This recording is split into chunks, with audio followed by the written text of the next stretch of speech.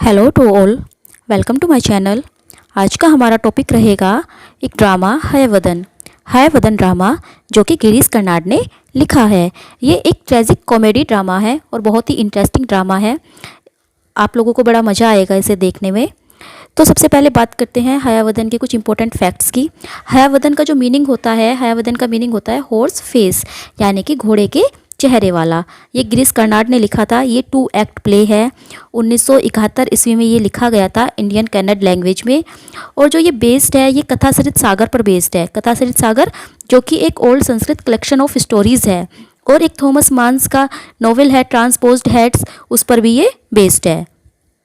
और इसका जो ट्विन प्ले है वो है नागा मंडाला, जो कि 1988 में आया था।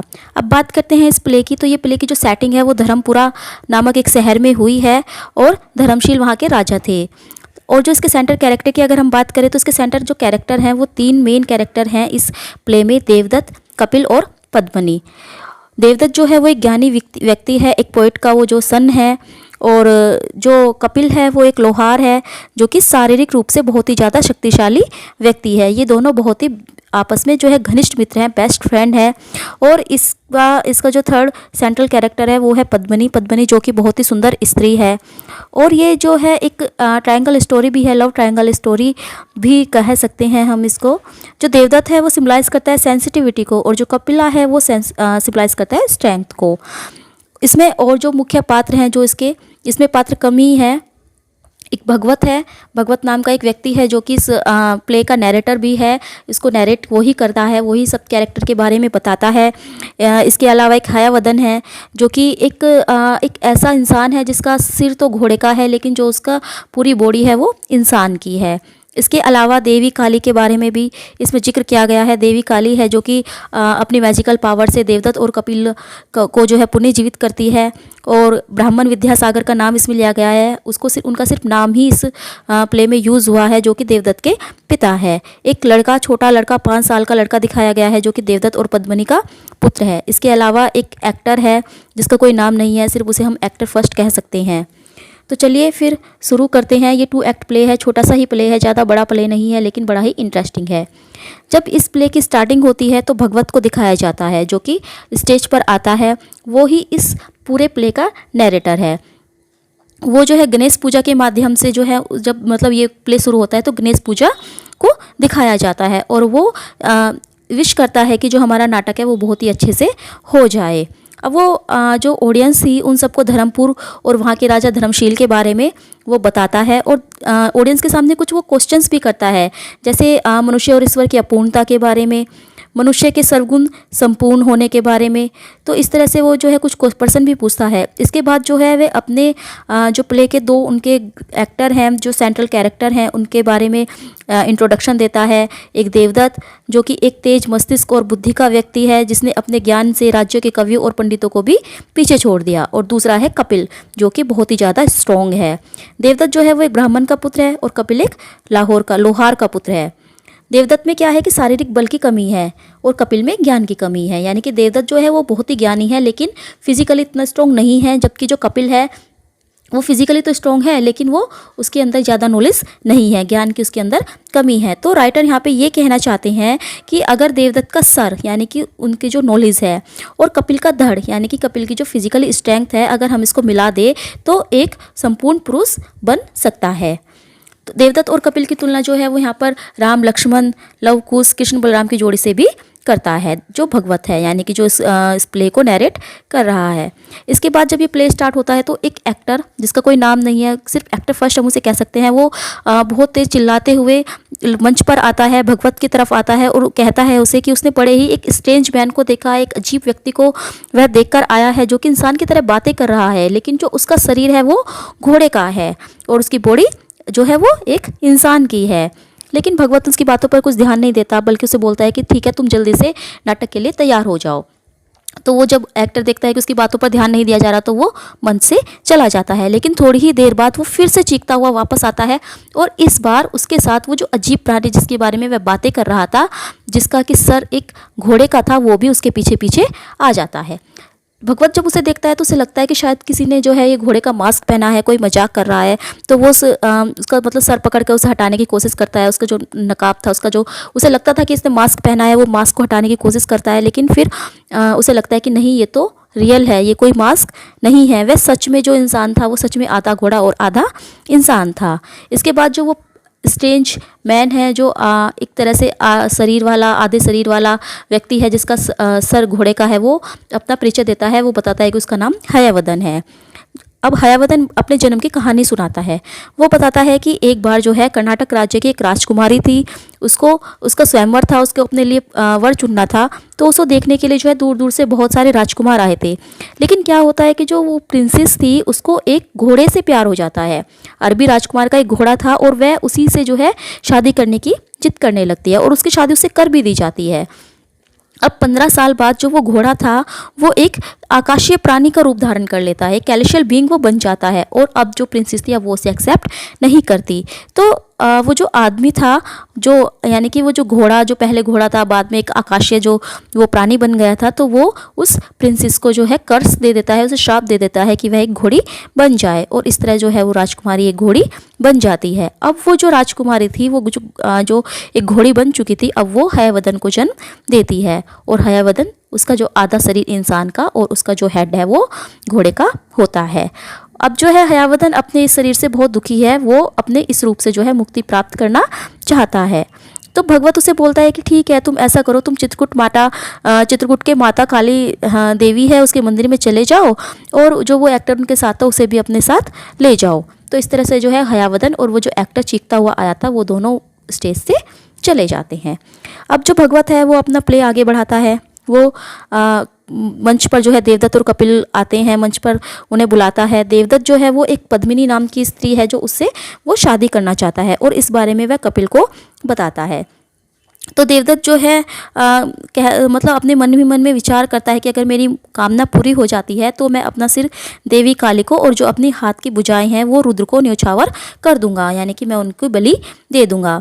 जो कपिल था वो देवदत्त का बेस्ट फ्रेंड था। कपिल भी पद्मिनी से प्यार करता था, लेकिन अपने मतलब मित्र की इच्छा वो पूरी करना चाहता था। तो वो क्या करता है, वो पद्मिनी के पास जाकर उसे देवदत्त से विवाह करने के लिए कहता है और देवदत्त और पद्मिनी की शादी हो जाती है। लेकिन जैसे जैसे टाइम बीतता है देवदत्त को ऐसा लगने लगता है कि जो कपिल और पद्मिनी है वो एक दूसरे की तरफ अट्रैक्टेड है। और पद्मिनी जो थी उस टाइम प्रेग्नेंट थी। तो देवदत्त क्या करता है, जानबूझकर वो तीनों के जो है अपने उज्जैन जाने के कार्यक्रम को टालने का प्रयास करता है। यानी कि उनका जो एक उज्जैन जाने का उनका कार्यक्रम था, लेकिन वो उसे टालने का कोशिश करता है। वह कपिल से ये कहता है कि जो पद्मिनी है वो बीमार है। लेकिन पद्मिनी क्या है, अपनी मतलब उसकी इच्छाओं के विपरीत जो है कपिल के सामने यात्रा पर जाने की सहमति दे देती है। इसका मतलब ये है कि देवदत्त तो मना करता है कि हमें नहीं जाना, पद्मिनी बीमार है, लेकिन पद्मिनी कहते हैं कि नहीं, हम चलेंगे। तो इस प्रकार क्या है, वो तीनों अपनी पिलग्रिमेज पर, यात्रा पर निकल पड़ते हैं। अब पद्मिनी क्या है, पद्मिनी जो है वो देवदत्त के सामने कपिल की बहुत प्रशंसा करती है। कपिल पद्मिनी के लिए फूल तोड़ कर लाता है और कपिल और पद्मिनी जो है दोनों रुद्र मंदिर में चले जाते हैं। जबकि देवदत्त वो मना कर देता है साथ जाने से, क्योंकि उसे जो है ज्वेलसी फील हो रही होती है।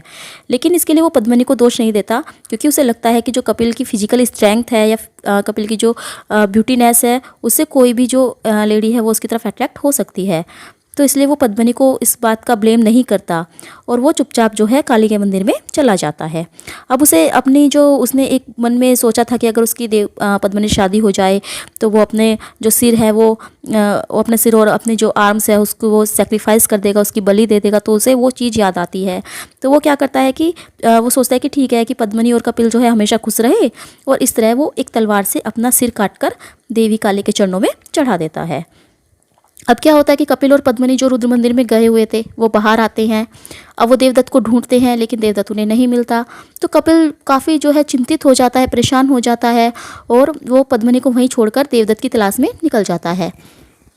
पद्मिनी को इस बात से भी हैरानी होती है कि कपिल को तो देवदत्त की बहुत ज़्यादा चिंता है। अब कपिल जो है उसे ढूंढता ढूंढता देवी काली के मंदिर में जाता है और वहाँ पर उसे देवदत्त का सिर और उसकी बॉडी अलग मिलती है। तो कपिल को लगता है कि शायद देवदत्त की मौत का कारण मैं हूँ, क्योंकि पद्मिनी की तरफ मैं अट्रैक्टेड हो रहा था। तो वह जो, क्योंकि देवदत्त उसका बेस्ट फ्रेंड था, वो उसे अपना मित्र, भाई सब मानता था। तो वो क्या करता है, वो भी उसी तलवार से अपना सिर काट देता है। यानी कि वो भी अपना सिर को जो है सेक्रीफाइस कर देता है, बलि दे देता है। और कुछ देर बाद जो है पद्मिनी भी वहाँ पहुँचती है। अब वो देखती है दोनों को, उसे पता ही नहीं है कि इन दोनों की मतलब डेथ कैसे हुई। उसे लगा कि शायद हो सकता है कि मेरी वजह से इन दोनों का आपस में युद्ध हुआ हो, आपस में इन दोनों ने लड़ाई की हो और एक दूसरे की जान ले ली हो। तो उसे बड़ा ही गिल्टी फील होता है। अब वो उसे लगता है कि मेरी वजह से इन दोनों की जो है डेथ हो गई, ये दोनों मर गए। तो वो भी सोचती है कि मैं भी आत्महत्या कर लूँगी और वो कोशिश भी करने लगती है। लेकिन तभी जो है देवी काली वहाँ पर आ जाती है और वो उसे रोकती है। काली कहती है कि तुम ऐसा करो, तुम उन दोनों के जो सिर हैं उनके धड़ के साथ रख दो, मैं उन्हें पुनः जीवित कर दूँगी। तो उसके बाद क्या है, पद्मिनी उनके सिर और धड़ को जोड़ देती है और काली माता उन्हें जीवित कर देती है। लेकिन यहाँ पर एक गड़बड़ हो जाती है पद्मिनी से। अब वो गड़बड़ क्या थी, पद्मिनी देखती है कि उसने तो देवदत्त और कपिल के सिरों को जो है एक दूसरे मतलब अलग अलग रख दिया। कपिल की बॉडी के साथ देवदत्त का सर रख दिया और देवदत्त की बॉडी के साथ कपिल का सर रख दिया। अब जब कपिल और देवदत्त को होश आता है तो पहले तो वे भी बहुत ज़्यादा कंफ्यूज हो जाते हैं कि हमारे साथ क्या हुआ। और फिर क्या है, वो दोनों ही जो है पद्मिनी पर अपना हक जताने लगते हैं। देवदत्त जिसके साथ मतलब कपिल की बॉडी है, वो कहता है कि जो हेड होता है वो पूरी बॉडी का मास्टर होता है, head is the master of whole body. तो वो पद्मिनी जो है वो उसकी होनी चाहिए। लेकिन कपिल जिसके साथ जो है देवदत्त की बॉडी जुड़ी हुई है, तो वो कहता है कि उसकी जो बॉडी है वो पद्मिनी के साथ रही है, तो इसीलिए पद्मिनी पर उसका हक है। अब इसके बाद जो है भगवत जो कि स्टोरी नरेट कर रहा है वो मंच पर आता है, वो स्टेज पर आता है और जो जितने भी वहाँ पर वो देवदत्त, पद्मिनी और कपिल थे वो वहाँ पर स्टैचू बनकर खड़े हो जाते हैं। तो अब वो दर्शकों से पूछता है कि what is the solution of this problem, कि अब इस प्रॉब्लम का क्या सॉल्यूशन है, पद्मिनी पर किसका अधिकार होना चाहिए। और इस तरह से जो है एक्ट फर्स्ट ख़त्म हो जाता है। अब स्टार्ट हो रहा है एक्ट सेकंड। एक्ट सेकंड वहीं से स्टार्ट होता है जहाँ से एक्ट फर्स्ट खत्म हुआ था। भगवत स्टेज पर खड़ा है, वो ऑडियंस से क्वेश्चंस पूछ रहा है कि अब पद्मिनी पर किसका अधिकार होना चाहिए, अब पद्मिनी किसकी वाइफ है, वो किसके साथ जाएगी। और वो जो है विक्रम और बेताल की भी कहानी उनको सुनाता है, जहाँ पर राजा विक्रम भी बेताल को जो है इस प्रश्न के उत्तर में यही कहते हैं कि जो हेड है वो एक पूरे बॉडी की जो मास्टर होता है, तो इसीलिए जो है पद्मिनी को हेड के पास यानी कि देवदत्त के पास जाना चाहिए। तो अब जो है भगवत उसको आगे नैरेट करता है स्टोरी को। अब वो क्या करते हैं, वो तीनों एक ऋषि के पास समस्या के समाधान के लिए जाते हैं। तो ऋषि बोलता है कि जो देवदत्त का सिर है वो ही पद्मिनी का असली स्वामी है, वही पद्मिनी का असली पति है। तो इस तरह से जो है देवदत्त और पद्मिनी जो है एक साथ चले जाते हैं और कपिल को वो अलविदा कह देते हैं। कपिल निराश होकर, परेशान होकर जंगल की तरफ चला जाता है। अब क्या था कि जो देवदत्त की बॉडी थी वो भी स्ट्रॉन्ग हो गई थी और एक स्ट्रॉन्ग बॉडी और एक स्ट्रॉन्ग हेड जो है आपस में मिल गया था। लेकिन धीरे धीरे क्या होता है, टाइम गुजरता जाता है, समय बीत रहा है। देवदत्त जो है कुछ डॉल्स यानी कि गुड़िया घर लेकर आता है। जो डॉल्स वो लेकर आया था, ये गुड़िया भी जो है इस नाटक में एक नैरेटर की ही रोल्स प्ले कर रहे हैं। ये जो है डॉल्स, ये देवदत्त और पद्मिनी की जो उनकी मनोस्थिति थी, उनकी जो मेंटल सिचुएशन थी, वो सब ऑडियंस को बताती है। अब देवदत्त क्योंकि उसकी बॉडी भी बहुत स्ट्रॉन्ग हो चुकी थी, तो वो कुश्ती भी लड़ने लगता है, कुश्ती का मुकाबला जीत जाता है और उसकी खुशखबरी वो पद्मिनी को दे रहा है। पद्मिनी भी अब एक बच्चे को जन्म देती है क्योंकि वो प्रेग्नेंट थी। लेकिन क्या होता है कि जैसे समय बीतता जाता है, देवदत्त अपनी शक्ति खोने लगता है। अब क्या, क्योंकि देवदत्त का जो शरीर था वो अब कमज़ोर होने लगता है, तो पद्मिनी को भी उसमें इंटरेस्ट बहुत ही कम हो जाता है। अब पद्मिनी के कहने पर जो है देवदत्त उज्जैन जाता है ताकि वो नई गुड़िया ला सके। अब भगवत जो है, जो नैरेटर था इस प्ले का, वो फिर से स्टेज पर आ रहा है और वो कपिल के बारे में बताता है कि जो कपिल था अब उसने क्या किया, उसने पहले की तरह अपनी शारीरिक शक्ति प्राप्त कर ली। यानी कि जैसे टाइम गुजर रहा था तो देवदत्त की जो बॉडी थी वो पहले की तरह ही उसके जैसी होने लगी और जो कपिल की बॉडी थी वो पहले की तरह ही उसके मतलब स्ट्रेंथ पाने लगी थी। तो अब क्या होता है, पद्मिनी जो है वो उज्जैन आती है तो वो जंगल में कपिल से मिलती है। जब कपिल पूछता है कि वह क्यों आई है, तो वह कहती है कि वह बच्चे को उसे दिखाने आई है, क्योंकि यह बच्चा कपिल का भी है, क्योंकि जो कपिल की बॉडी है उसी से इस बच्चे का जन्म हुआ है। लेकिन कपिल उसे एक्सेप्ट नहीं करता। लेकिन फिर धीरे धीरे थोड़ी उसे हिचकिचाहट होती है, लेकिन बाद में वो अपने जो उसका फिजिकली डिज़ायर थी उनको पूरा करने के लिए भी वो तैयार हो जाता है। तभी क्या है, देवदत्त भी पद्मिनी को ढूंढ रहा था, वो भी वहीं जंगल में आ गया। और फिर से वही सेम प्रॉब्लम उनके सामने कि पद्मिनी पर किसका हक है। अब वो एक सॉल्यूशन इसका निकालते हैं कि वो दोनों आपस में लड़ते हैं, और जब वो दोनों आपस में लड़ रहे होते हैं तो दोनों ही वो मर जाते हैं। अब पद्मिनी जो है वो बिल्कुल अकेली रह गई। तो फिर तभी वहाँ पर जो है भगवत, जो कि नरेटर था, वो आ जाता है पद्मिनी के पास। पद्मिनी उसे अपने बच्चे को देती है और कहती है कि जब ये 5 साल का हो जाए तब इसे देवदत्त के पिता ब्राह्मण विद्यासागर को इसको दे देना, जब ये 5 साल का हो जाए। और उसे वो देवदत्त के द्वारा जो देवदत्त गुड़िया लाया था वो भी उसको दे देती है। और वो क्या करती है, वो देवदत्त और कपिल के साथ सती होने की घोषणा करके वहाँ से चली जाती है। अब जो भगवत है वो अपने भाषण के साथ नाटक को ख़त्म करने की सोचता है, यानी कि वो सोचता है कि ठीक है अब ये नाटक यहाँ पर मतलब ख़त्म हो गया। वो उस नाटक को ख़त्म कर रहा था, लेकिन तभी क्या होता है, एक मंच पर फिर से चीख सुनाई देती है। और वही अभिनेता जो कि पहले भी आया था चीखते हुए, वो कहता है कि उसने घोड़े को राष्ट्रीय गान और देशभक्ति के गीत गाते हुए सुना है। तभी वहाँ पर एक और एक्टर आ जाता है जिसके साथ एक लड़का है, और उस लड़के के पास 2 गुड़िया है, यानी कि ये लड़का वही था जो कि पद्मिनी ने भगवत को दिया था कि जब ये 5 साल का हो जाए तो इसको दादाजी को इसको दे देना, देवदत्त के फादर को से दे देना। अब वो लड़का जो है वो 5 साल का हो गया है। तो वहाँ पर वो हयवदन भी आता है।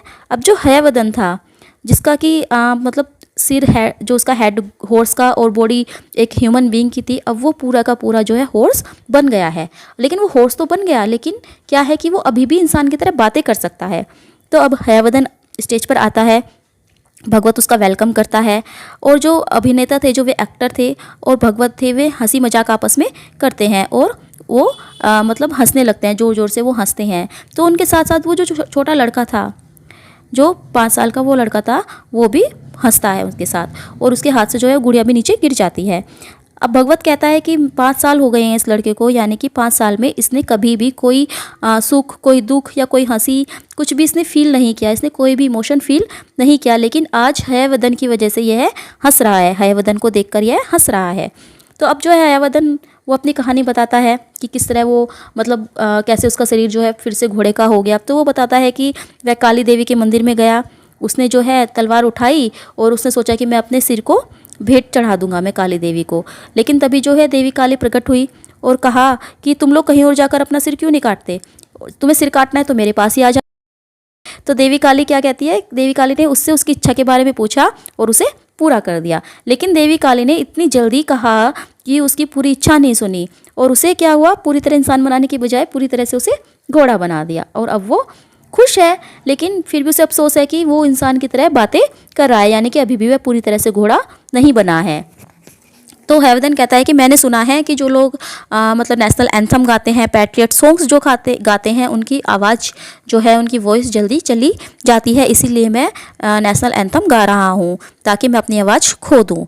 और इस तरह से जो है हयवदन रोने लगता है। जब हयवदन रोता है तो वो जो लड़का था 5 साल का, वो छोटा सा लड़का, वो उसे सांत्वना देता है, उसे वो चुप कराता है। अब जो है हयवदन भी उसे कहता है कि ठीक है तुम भी मेरे साथ राष्ट्रीय गान गाओ। लेकिन क्योंकि उस लड़के को तो कुछ भी नहीं पता होता, तो वो एक गाना गाता है जो कि उसकी माँ पद्मिनी गाती थी, जो कि थोड़ा ट्रेजिक सॉन्ग है। हयवदन ट्राई करता है कि वो हंसे, लेकिन उसकी जो हंसी है वो धीरे धीरे घोड़े की आवाज़ में बदल जाती है, यानी कि जब हयवदन हंसने लगता है तो धीरे धीरे उसकी आवाज़ घोड़े जैसी होती है। और अब जो है हयवदन पूरी तरह से घोड़ा बन चुका था। तो इस तरह से जो है भगवत अब उस एक्टर से बोलता है कि तुम ऐसा करो, ब्राह्मण विद्यासागर के पास जाओ और कहो कि उनका पोता एक महान घोड़े पर सवार होकर आ रहा है। इस तरह जो है इस ड्रामे का, इस प्ले का अंत होता है। भगवत देवता गणेश का नाटक के सुखद अंत के लिए धन्यवाद करता है और पर्दा गिर जाता है।